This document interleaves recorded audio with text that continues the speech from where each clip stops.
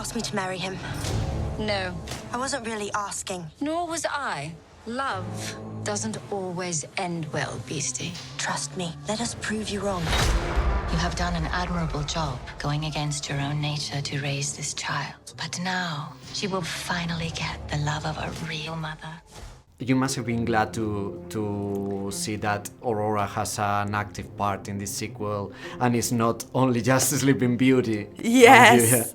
Yes, I was. You know, the first film was a very special time in my life. I remember getting that part and being able to say I was Sleeping Beauty. Like, it blew my mind, you know, and definitely to play with Angelina Jolie was something so special. And so coming back for a sequel, you know, I've never done a sequel, so I've never gotten to revisit a character. And I felt a big responsibility to the fans to do justice to Aurora and have her grow into a young woman that I would be proud of.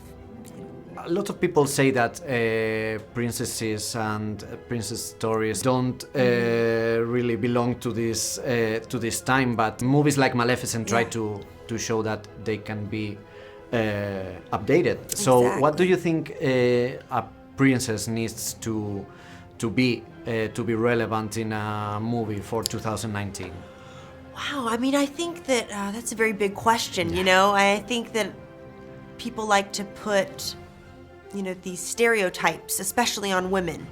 This is what a strong woman looks like. This is what a weak woman looks like. And it just, what does that even mean to me? I don't know what that means. Like, this is a strong princess. And, you know, there was talks about in the second film to have her, you know, Aurora, have armor and a sword and be a fighter. And it's like, that's just not her true nature. That's not who she is. And she can fight in a different way.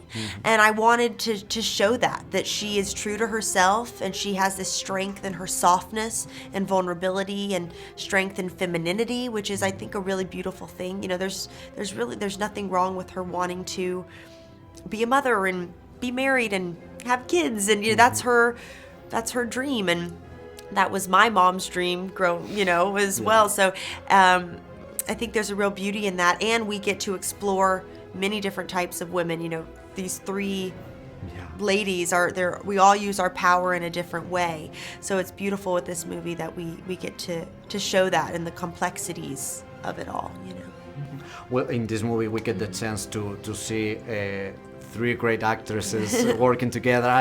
I'm always curious when you join them, maybe in the makeup room. What do you talk about? Do you talk about the state of Hollywood, or do you talk about the Kardashians? I don't know. You know, we kind of talk about everything. You would be surprised. We really do. The range probably goes there, to be honest. I mean, we're spending, you know, months at a time with each other, and you get so close. But having that kind of support system for me, and also I really felt like I was a part of the group, and that for me made me, I don't know, I felt so good. They're both very nurturing and very protective, I would say. So it was amazing being on set and also just, you know, having those looks of understanding, you know. We had that. It's a movie that shifts a lot from the Disney classic. Recently we saw that with the casting of the new Ariel for The Little Mermaid, that people didn't embrace the change only because of the color of their skin. What do you think about it?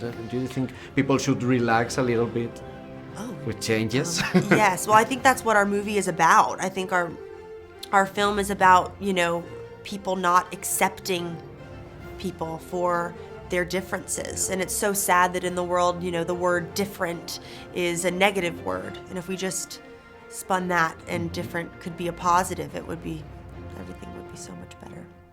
Godmother! This isn't you. You do not know me.